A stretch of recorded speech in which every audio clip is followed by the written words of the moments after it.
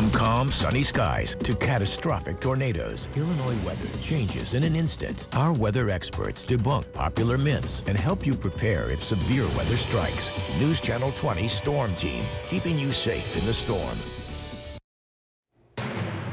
Keeping you safe in the storm, what you need to know when it comes to the severe storms we see here in central Illinois.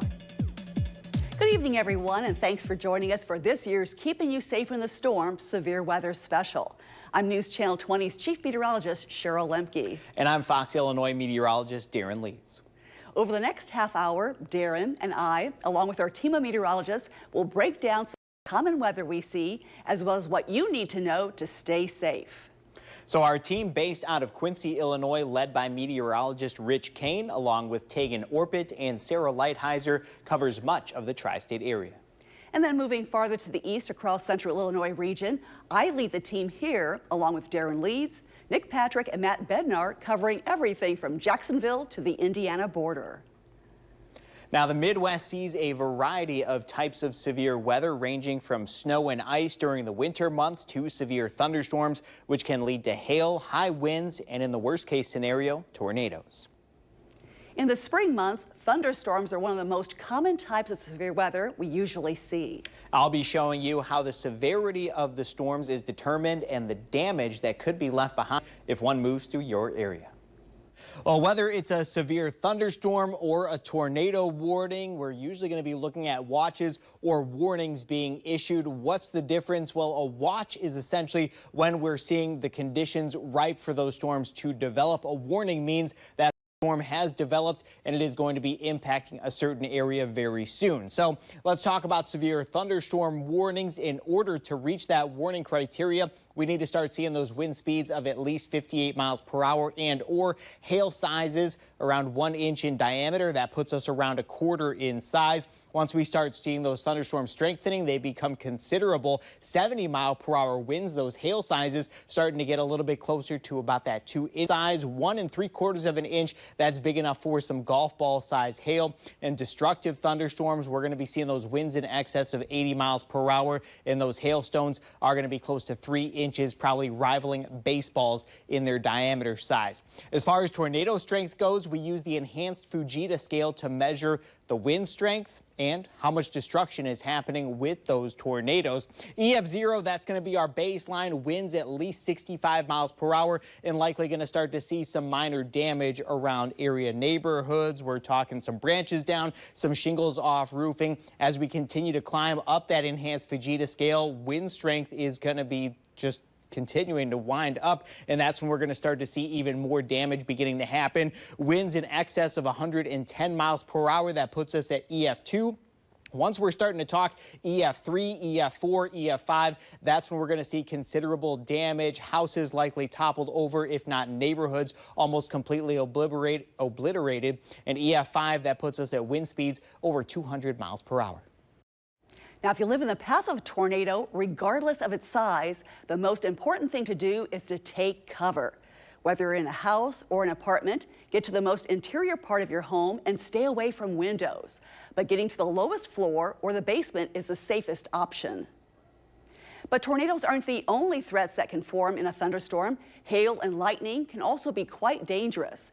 Meteorologist Matt Bednar gives us a closer look.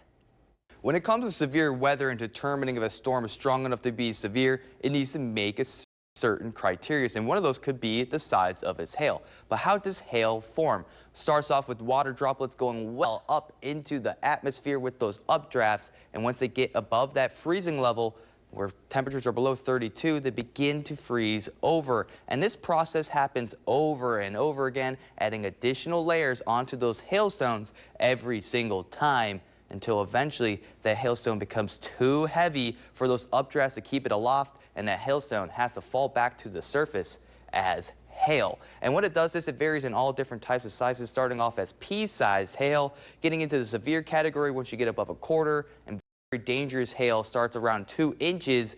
Baseball, softball, grapefruit-sized hail all packs a punch. Make sure to put your car indoors when hail's on the way. Another byproduct of thunderstorms is the lightning, and it also packs a punch, and it starts off with negative electrons near the cloud base, positive near the surface, and they begin to attract each other in a zigzag formation to eventually they make contact. And when that happens, that electricity surges through those electrons until eventually they produce that flash that we know and the thunder that we hear. And it all happens under a second. And lightning has very different types of lightning. We have cloud to ground as well as within the cloud. And then some of the other types being cloud to sky, cloud to other clouds, and as well as positive lightning. And one of the more rare ones is when the lightning strike goes from the ground back up into the cloud, and lightning does pack a punch and is very deadly as well. A lot of outdoor recreational activities see a lot of fatalities when thunderstorms come through. So remember, when you hear thunder, stay indoors. Don't stand under trees or in the water. Lightning is a very dangerous byproduct of thunderstorms. But when severe weather is moving through central Illinois, there are ways to keep updated with what threats you're facing. A weather radio will provide watches and warnings in real time, as well as if a storm is bringing hail, high winds, or other hazards. And you can also get up-to-the-minute weather alerts and forecasts on our own Storm Team app. You can find it for free in the Apple App Store and on Google Play. And while individuals may be prepared for thunderstorms, organizations like the CWLP here in Springfield also prepare for severe weather year-round. According to CWLP officials, downed trees are the main cause for power outages during storms, which means preparations before severe weather even hits. When we see high winds coming, we're monitoring the weather and we're ready, around the clock to respond to storms. In the event of a power outage, CWLP says public safety and hospitals take priority. Crews will focus in on making sure roads are clear for first responders and working on restoring power to areas with the largest amount of customers.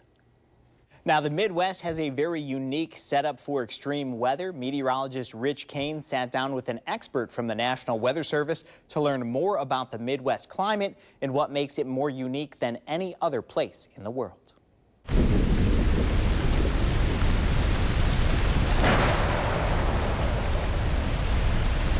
Why is it that the Midwest is so unique when it comes to weather and climate compared to the rest of the world?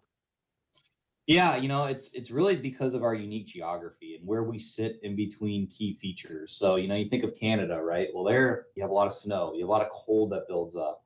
You have access to Arctic air that comes from, the North Pole. So a lot of our cold kind of originates in Canada and even further north, in the ports of Greenland. Then you think of the Gulf of Mexico. That's where our moisture is supplied, our warmth and our moisture. Then you think too, the desert Southwest. You think of like Western Mexico, Southwest United States. There's a lot of mountains, a lot of higher terrain that heats up very easily. And so a lot of times we can get flow off of those mountains that can kind of help us with thunderstorm development. So they're really just unique features, the Rocky Mountains being another one that kind of is kind of the western extent of a lot of the low-level moisture that we get from the Gulf of Mexico. And so a lot of different unique features kind of working together for us here in the Midwest that gives us all sorts of different types of weather that we love and know. So when people wonder why it's so cool in the springtime, I'll say, well, it's because we're getting a northeasterly flow. They don't seem to understand that. They think that all our weather comes from west to east, which is not necessarily the case. It's not. No, our weather comes from all different parts. You think of southwest storms. A lot of times those bring up a lot more moisture, a little bit more warmth. Then a lot of times we have storms that come out of the north from Canada. Those are the ones that bring us more of the cold and maybe some of the snow. So yeah, it really kind of depends. And yeah, not everything moves west to east. It would make our jobs easier though. Coming up, last year's dust storm and the damage it left behind along Interstate 55 shocked the community. Our team shows you how it happened and what to do if you're ever caught in a dust storm yourself. But before we go to the break, it's time to test your weather knowledge. Can a severe thunderstorm or tornado warning be issued without a watch first in place? Think about it, and we'll have the answer coming up after the break.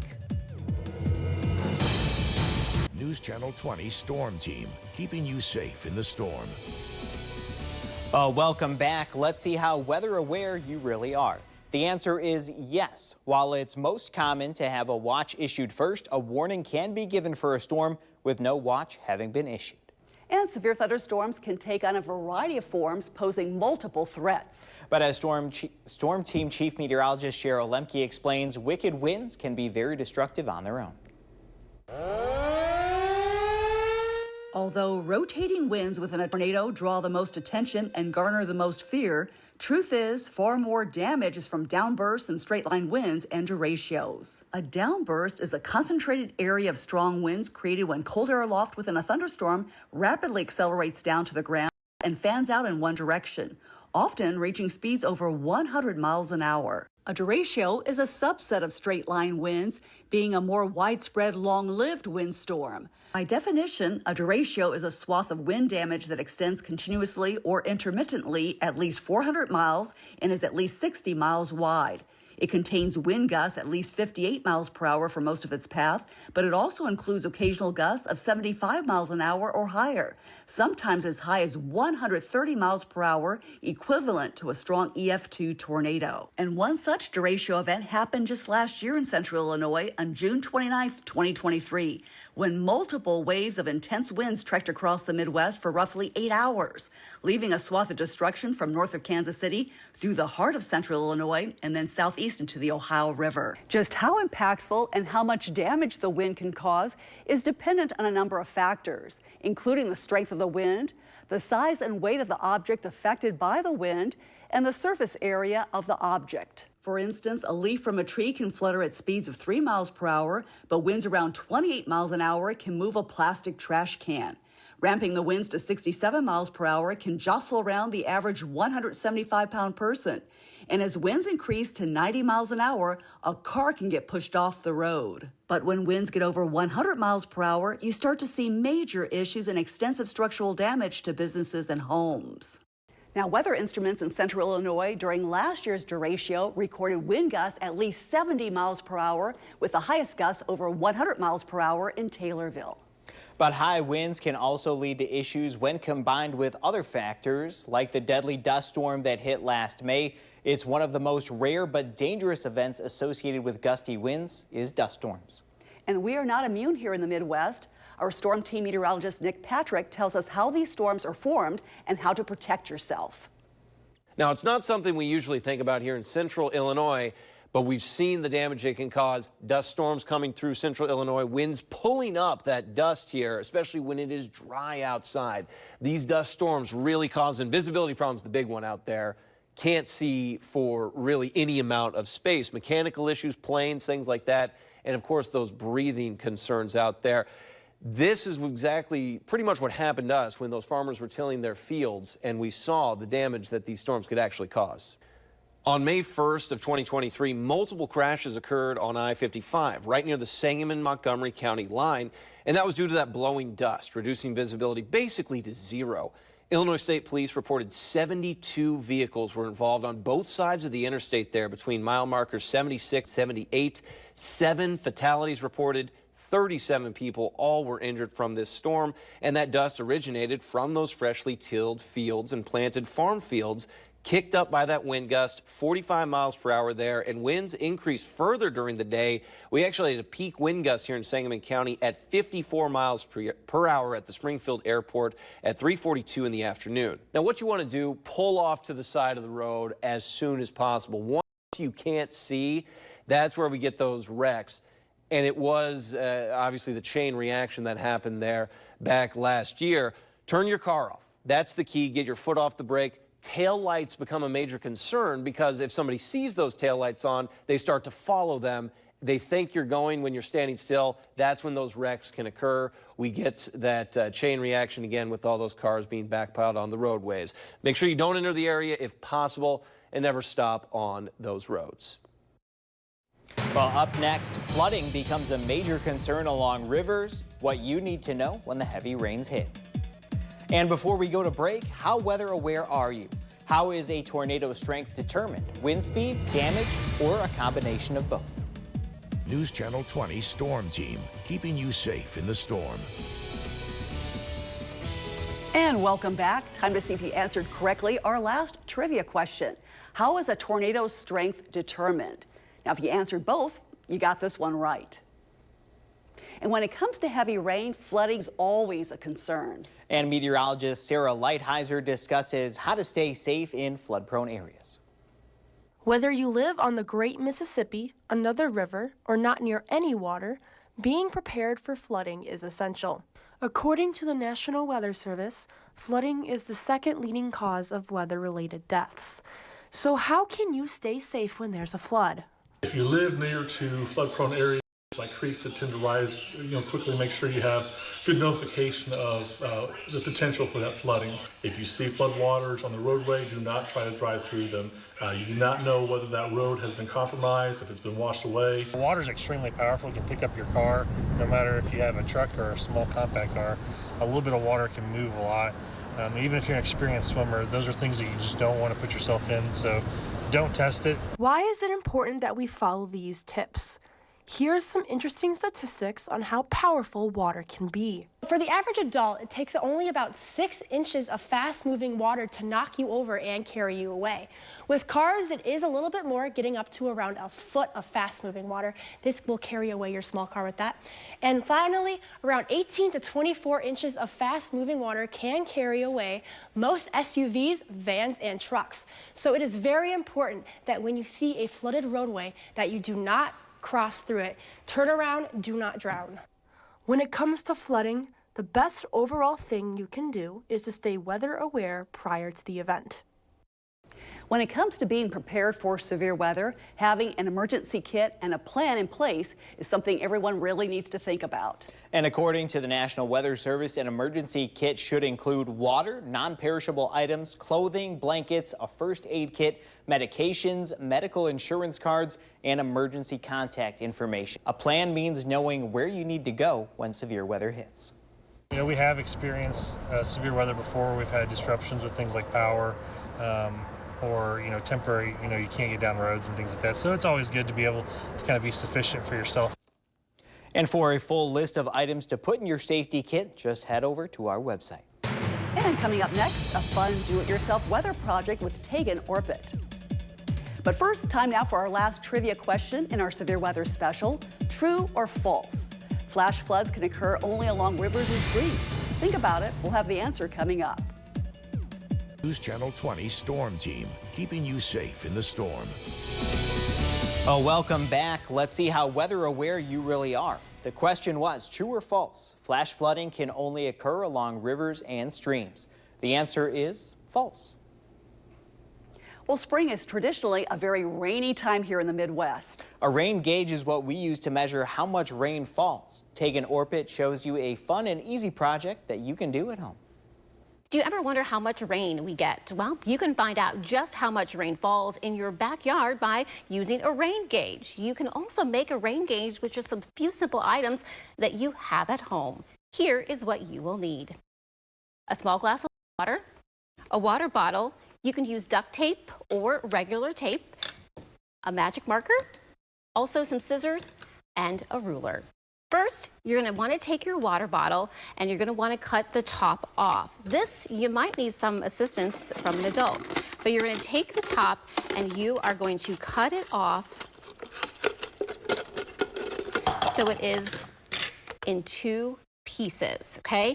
Then you're going to take the one side of your water bottle and you're going to pour just a little bit of water in the very bottom. Not every surface of a water bottle or even any kind of clear bottle will be smooth. So this allows you to start out with a smooth surface. Next, you're going to take your tape, whether you choose to use duct tape or regular tape, and you are going to create a way to measure. So you'll put the tape on the side of the bottle just like that. Using your ruler and marker, you are going to then begin to mark out 1 inch. Make sure that you start your tape just above the water line that you just created. And then you are going to mark on here the inches up to the top. Next, you're going to place the top of the bottle back on to the surface. You're then going to take a piece of tape and wrap it around. This will help to secure the top part. This also acts as a funnel to collect the rain when it falls. Well, now you have made a homemade rain gauge to measure how much rain falls in your area. But when it's going to rain, make sure you take your rain gauge outside, place it away from any trees or buildings. You can even take it a step further. Dig a little area to place your rain gauge inside to help it be just a little bit more secure. This is a fun and easy way to measure how much rain falls at your house. And rain gauges are not the only fun STEM projects you can make at home. Tornado in the bottle and water cycle in a bag. Just a few examples you can try. We'll be right back. News Channel 20 Storm Team, keeping you safe in the storm. Well, thank you for joining us for our severe weather special. And we really hope that the information that we shared with you tonight can help you stay weather aware and prepare for any severe weather that may be heading our way in the upcoming weeks. And don't forget, when we do see severe weather, we want to see your weather photos. Head to newschannel20.com and click Chime In to submit your pictures. But please remember to stay safe when photographing active weather. Again, thank you so much for joining us. And get severe weather updates 24/7 on our website, our weather apps, or follow us on social media. Have a great evening, everybody.